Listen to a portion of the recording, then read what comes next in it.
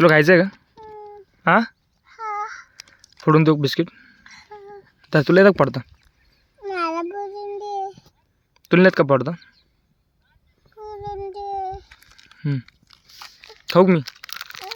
हां, मी खाऊ? मला दे ना एक.